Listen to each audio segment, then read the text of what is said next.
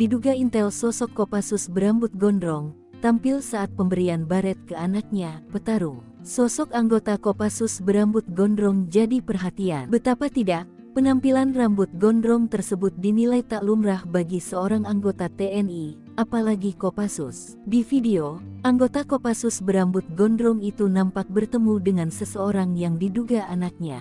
Melihat kehadirannya, sang putra pun langsung sujud di kakinya. Ia pun lantas menepuk pundak sang putra yang tengah bersujud tersebut. Setelahnya, ia melepaskan topi dan memasangkan baret merah pada si anak. Sang anak tersebut nampak baru saja dikukuhkan menjadi anggota Kopassus juga. Sang ayah jadi sorotan karena berambut gondrong tersebut. "Ayahku menjadikanku seorang petarung," tulis perekam di dalam video. Dikutip dari komentar warganet, sosok sang ayah diduga berasal dari grup 2 Kopassus, Sandi Yuda.